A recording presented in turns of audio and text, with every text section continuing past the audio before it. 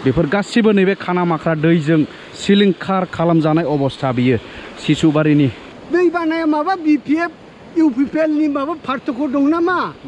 गाव गावनि धोन सम्पति आरजिनानै लानाय बागान बानायनानै लानाय सेस नै सरखार थासेयाव मानो जोंलाय दाउसा मावरिया बायदि इलेक्सन सफैलाल' आसि बिमा बिफैयो नामा खुलुमबाय लोगोफोर दा आङो ओंखारबाय जोंनि न'निफ्राय जोंनि गामियावनो दं आङो दा नैबे उदांस्रि ब्रिज लांखार दैनि बेनिफ्राय दिनैनि भिडिअखौ नोंथांमोना मिथिखाबाय सिसुबारिनि अबस्थाया आरोबाव गाज्रि हालोदाव जानानै दङ बे हिसाबैनो बे जायगायाव थांनानै भिजिट खालामनानै दिनै माखासे खोथाफोरखौ नोंथांमोननो मिथिहोनो नागिरगासिनो दङ स' नोंथांमोना भिडिअखौ नायलांदो आङो दा ओंखारबाय येस माने साननै सानथामसो ओरैबायदि जुग जुग अखा हाबावबायना दा नैबे जुग जुग अखा हानायानो आरोबाव नैबेबायदि गाज्रि हालोद माखासे जायगाफ्रा आरोबाव खुख्लं जाबावबाय नैबे सिसुबारि ओनसोलनि मानसिफ्रा आरो दिनैसिमाव बिथांमोननि थाखाय मा राहा लानाय जाखो नैबेफोर गासैखौबो नोंथांमोना मिथिगोन अके लेट्स गो दा उफाय गैया माने बै मोजां लामाजों थांनांगौब्ला दै बारनांगौब्ला माने गोजान गिदिंनांगौ जायो बेनिखायनो सरखारनिनो एसे खस्थ' खालामनानै थांनो नागिरबाय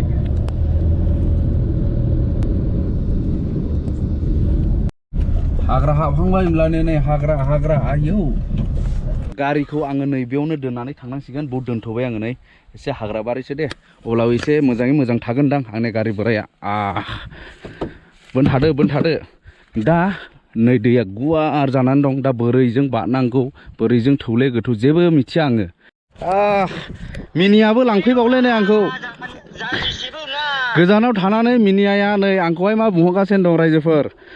हेफाजाब होनो गोसो गैया आंखौहाय नै फनजोंहाय फैदो होनहरगासिनो आङा ओरै गाब्र'लाय मालाय जागासिनो दं नै ओमफ्राय हाबाब सेस माने आं दा नैबे दैखौ बारनानै थांनांगौ जाहैबाय लोगोफोर नै बिराद गुवार दै बे दैयाबो जाहैबाय माख्रा बे दैया ओरै फैदोंमोन ससे ओमफ्राय हौरै थांदों मोनसे नै बै नुहुरनाय गामिया नैबे गामिया दा बर्थमान दै गेजेराव दं जायखौ बुंदों सिसुबारि खेत दान्दा सिसुबारि होननानै बुङो आरो दिनैथ' सान्दुं थिं दुंबाय दा दैया एसे लैनानै दं आरो एसे लैबाय ओरै ओमफ्राय दैया हरै फारसेजों मा अबस्थायै थांदों नोंथांमोना नुगोन र' दे बिराद माने बिखा खामथावथाव जानानै दं नैबे ओनसोलनि आरोबाव गाज्रिसिन अबस्था जानानै दं नैबे दैखौ आं दा बारनांगौ नै दा आं हारसिं बारनो गिदों साहस गैया दै बारनायखायनो सासे मानसि थिनहरनो थिनबाय आं जोंनि मिनिया बर'आ बारनानै दंहैयो आरो दा आङो बे मानसिखौ नेगासिनो दं सोरबायदि मानसिया फैयो नायनि आंखौ हेफाजाब होनो थाखाय अके आंखौ हेफाजाब होनो फैनाय मानसिया दासो फैगासिनो दं हनै सौफैनायसै आरो ओइलाय बारजेनबाय हनै बारबोबाय ओइलाय दैयाबा बेसे गोथौ नायदो एबार नायदो नै बेसे गोथौ नायदो नै लोगोफोर साहाजों देसाय बारबोसाय नों नायनि आयौ माथो बिदि जायो बेखौनो आंखौ हारसिं बारनो थिनहरदों साला मा सिद्दाल' फै होनहरनानै नै ए जानजिसेथ' जायो माथो सफैबाय नै होमब्लाबो बाहागिया मा नाम नोंलाय नोंहा डनबस्क' माबायाथ' सेसखासै नोङोबो बिसिम जायो नै ओमफ्राय बेथ' आंनि बिसिमला नैबे ओरै सिजोब्बाय ओंखायनो हरैहाय एसे सेस्था खालामनो नागिरदों जों माने जों दासिमबो नागिरगासिनो दं माने गोबाखौहाय जाहाथे माने गुरैसिन जायो दैया जोंनि थाखाय बारनोहाय नै माने सिफ्रा सिला एसे उसुबिदा जागोन नालाय सेन्देलखौ गानना लादिनि माने माबा सायोलै आथिङा सायो अन्थाइ दं गोजावलांबायसो उफाय गैया सायो बिसोर एसे सिनायो दैखौहाय बेखायनो नायै लांगासिनो दं आं उन फल'वार माने फल' खालामगासिनो दं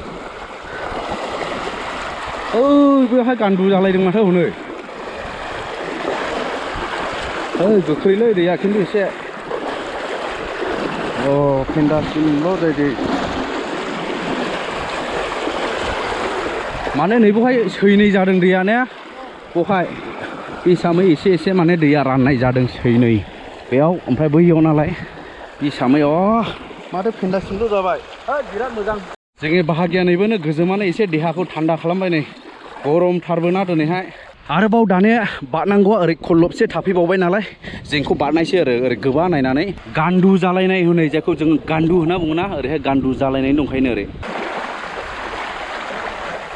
होमब्ला बारनो हाबाय एखेबारे नैबे बाहागि डन बस्क'नि दैदेननायावहाय बारनो हाबाय दा माने गोरलैयैनो बारनो हाबाय माने बे नायै नायै लाबोबाय नालाय बोरै बारनोब्ला मोजां स' दा थांनायसै गामिया मोननायसै हनै ससे थाबायबावनांगौ अब्ला जों थाबायलांबाय थानि होमब्ला थाबायै जोङो दा मोनफैबाय नै माने सिसुबारि गामियाव आगान होबाय जाय दुखुथिया मोनसे गामि सिसुबारि थांनाय बोसोरनिफ्रायनो भुगिनांनाय जाय गामि नै जों हाबबाय स' बेनो जाबाय सिसुबारि नुबोखाबाय मोनसे दै जायखौ जों बारबोदों बेनिफ्राय हरै दंबावो आसल मोनसे दै माने आइलेण्ड नैबे गामिनि मेन रडमोन नै दा नायदो अबस्थाया माने गामियानो सिलिंखारखासै बेखौ बिखा खालामनानै मा जानो मानसिफ्रानो थानो हाले गाव गावनि मोजां मोजां न'फोरखौनो दैखुनानै खारनांगासिनो दङ आरो बेखौलाय आरो मा होनबावनाय कालबार बक्समोन बियो नै गैले सिलिंखार जाजोब्बाय नै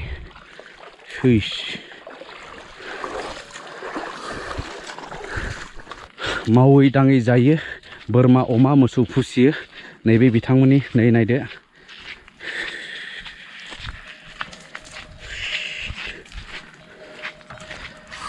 मोसौ मोसाखौ गालांनानै जोथोन लाफैयो आरो ने नै अमा बोरमा मोसौ दङ दा न'नि बुस्थुफोर माखासे बाथामफोर नै बाथाम थखथा बेवहाय बोखारनानै दोनजोब्बाय नै एसे जा हायो बासायनो हायो खोमा होननानै बिथांमोना बेबायदि नैबे लामायावनो आं मा नुखो नै नायदो माखासे स्कुलनि बुस्थुफोर बेसादफोर आलमारिफोर नै स्कुलनि गोजामैफोर ने सेस दा महै दोननो महै लांनो ममेयाव दोनथ'नो बिराद जारला जानानै दं नै ओरैबो बारनो हाया दा गेजेरावनो दंथ'यो नै बे स्कुलनि बेन्च डेस्कफोर नै पस्टारा बेनोमोन नै सिसुबारि एलपि स्कुल नै बेनोमोन ओमफ्राय स्कुला अबेमोन दा नोंथांमोना नुबाय बेसेबां गोबा जाबाय बे गामिया बिराद गोबा जानानै ओरै नायदो ओरै फारसेनि दै दा एखेबारे सौगासेनो दं दैया दाबो नै सेस नै नायदो माबायदि थासारि नै बेनोमोन नै नायदो सिसुबारि एलपि स्कुल नै 1977आवनो इस्टाब्लिश जानाय ओमफ्राय बेनि मोजां जाय स्कुल न'मोन नै बेखौ नायदो नै सेस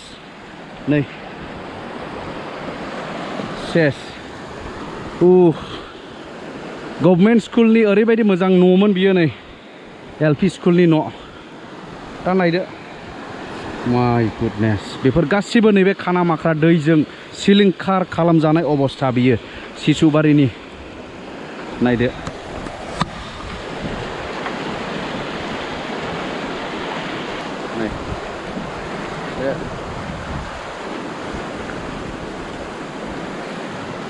माने बांसिनानो ओरैसो फैदों होनना बुंदों बे गामि गेजेर बेनिफ्राय बैजोंबो थाबाय गामि ओमफ्राय रिलिफ केम्पआ ओरै बारनानै थाबाय बैयावहाय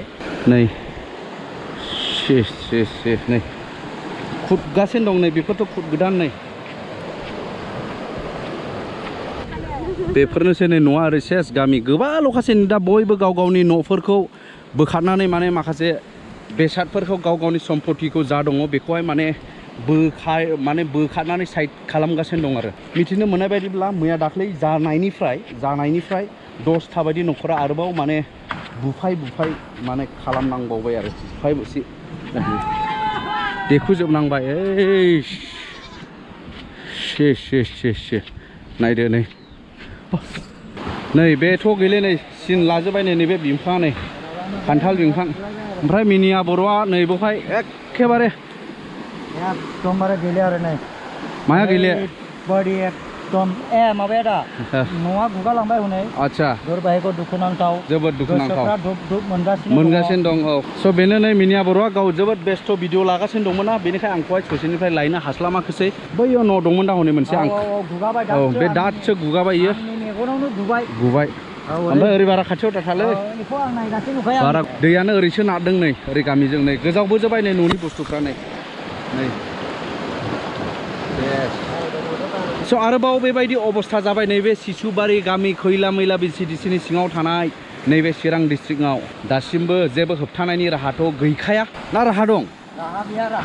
राहा गैया जोबोद मोजां न'फोर लुना लाबायमोन बेस्राफोर खस्थ' खालामनानै नोंसोर माथो रोगादों नामा बुस्थु मा रिलिफ केम्प खाथियाव थांबावबाय दैया सेस सेस ओमफ्राय दा बुस्थुफोर रोगागासिनो दं फिसाफोरखौ नायहैनाय जा खस्थ'जों सैसोनानै थानांखाबाय बेसे मोजां न'मोन नै नायदो बेबायदिनो अनेक दं बेबायदि दा देफाय देसि खालामनानै खारनांनाया दा गोबां दं नै जोबोद दुखुनांथाव बिखा खामथाव नोंथांमोना नुगासिनो दं नायदो लोगोफोर नैबे दासो खुरखानानै लांजानाय न' जाया नै अ माय गड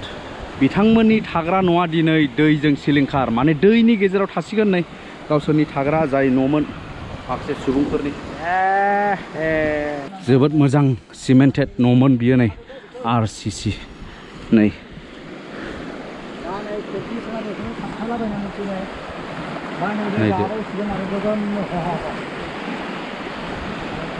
Oh my god सिलिंखार नै कारेन्ट थार गासिबो डिसकानेक्टेड नायदो नै देखुजोब्बाय एसेसो माने दंफांफोरजों बानायनाय खोरखिफोरखौ बेखौल' मोनलांसिगोन आरो बेस्राफोर सिबायफोर नै बेफोरखौल' दा साइड खालामनो हासिगोन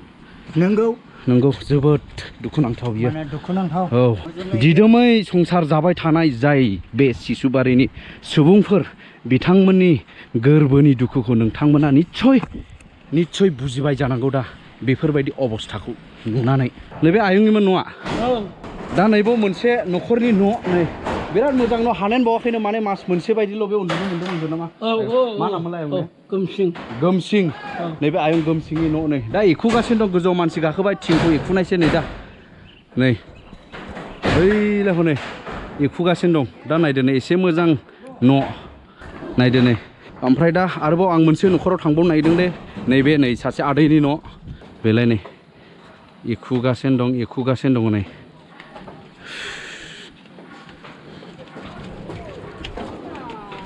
बेलाय नै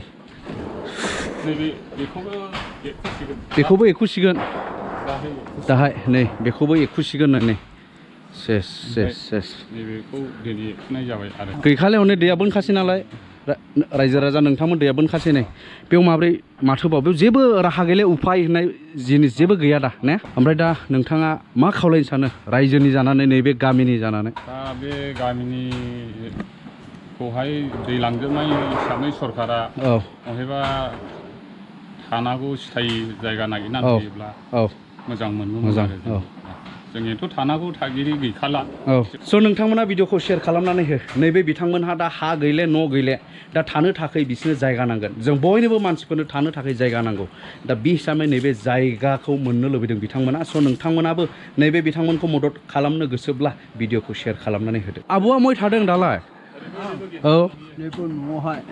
ओरैहाय दै बारलांथ'वाखै थाजाबावगोन दा नोंसिना खुनुरुखुम ने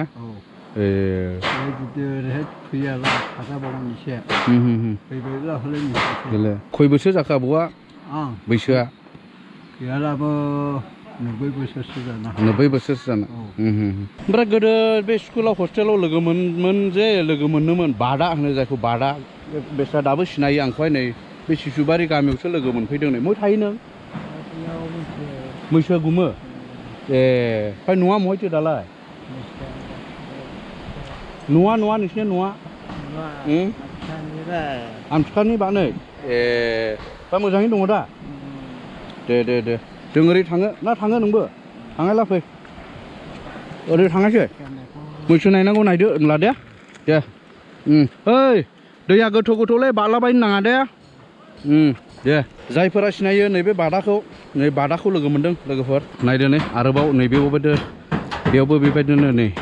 एखुगासिनो दं नायदो सेस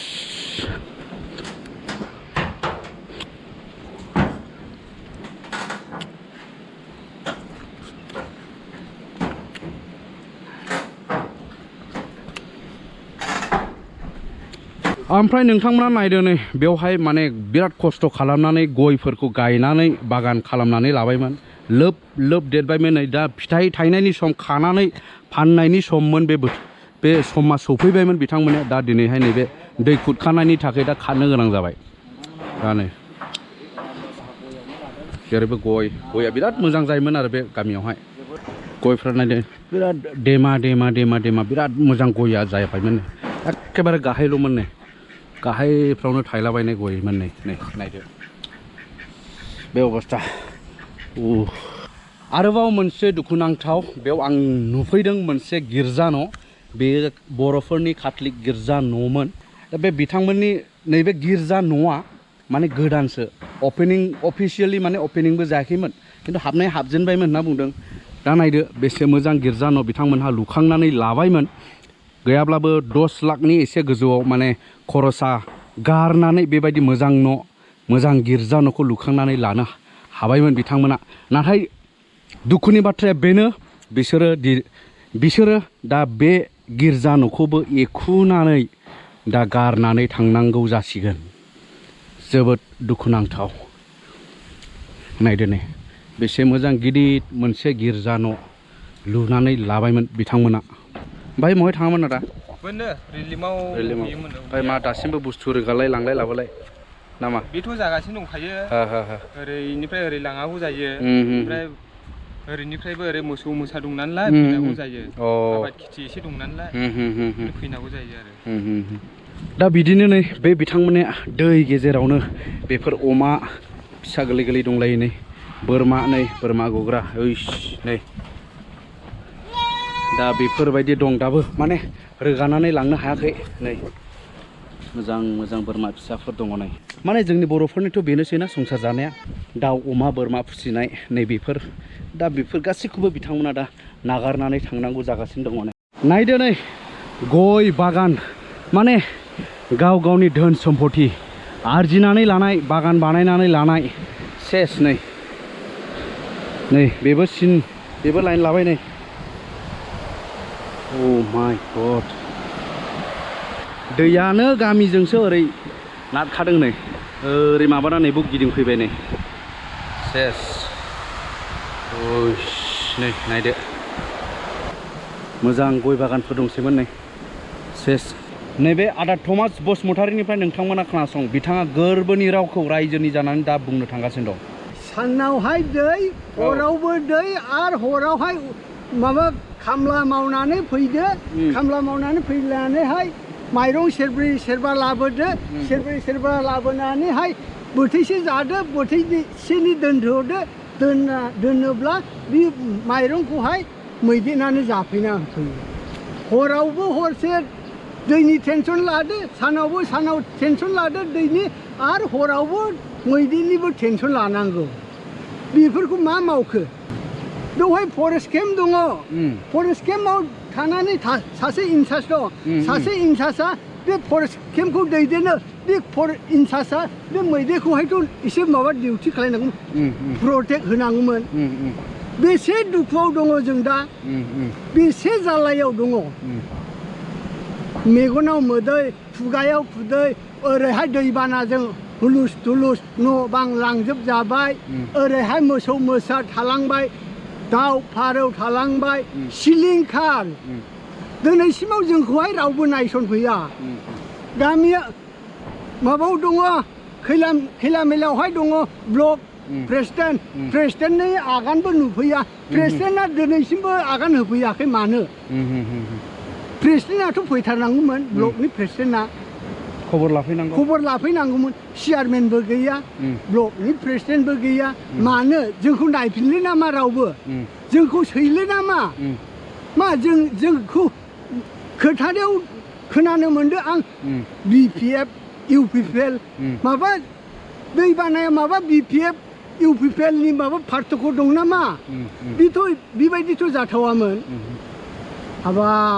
जोंखौ जोंनि दुखुखौ रावबो सहाय होनाय गैले जोंनि जिबना बेबायदिनो बरबाद जालांनाङासै नामा सरखार थानानै सरखारासो खमसे खम नायनांगौमोन जोंखौबो एसे गोबानांगौमोन मदद खालायनांगौमोन एरम खालायदिनि एरम माबादिनि होननानैहाय मानो दिनैसिमावबो जोंनियावलाय गैया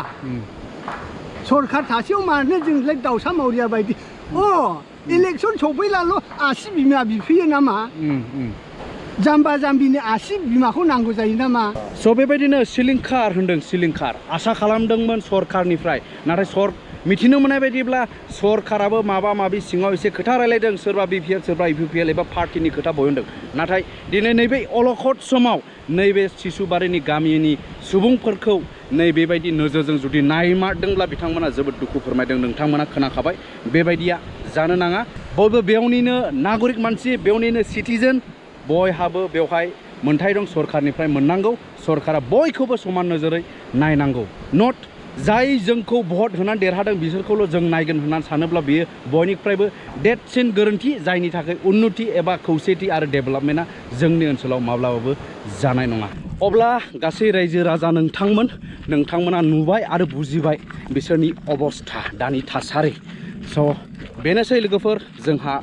थाखा फैसा गैया बिसोरखौ मदद खालामनो थाखाय नाथाय बेफोरबायदि भिडिअ खालामनायनि गेजेरजों गोसार होनानै जाहाथे बै गिदिर गोलावफ्रा नुनानै एसेब्लाबो आखाइ फोलावनो जेन आवगायबोयो बेखौ साननानैनो जों बेफोरबायदि भिडिअखौ खालामो आरो नोंथांमोननो दिन्थियो दे माने भुल बुजिनो नाङा थाङोल' भिडिअल' बानायो थाखा फैसा होआ माने जोंबो गोनां मानसि नङा बेनो आरो स' जों थाबायफिनबाय ओंखारफिनबाय नै मिनिया बर' ब्रादार दङ नै बेबो बिराद खस्थ' खालामो बेस्रा स' नोंथांमोना मिनिया बर' इउटुब चेनेलाव नायहै रोखोम बिदिनो गामिनि माखासे थासारिफोरखौ लानानै बिथाङा भिडिअ बानायो जायफोरा साबस्क्राइब खालामाखै थांनानै चेक खालामहै साबस्क्राइब खालामनो हागोन नैबे अननानै आंनि माने नोंथांमोननि अननायनि गोनांथि दं दाबो दैखौ बारफिनबाय लोगोफोर दैखौ बिराद खस्थ' दा बेखौ बारनांगौ जाहैबाय नै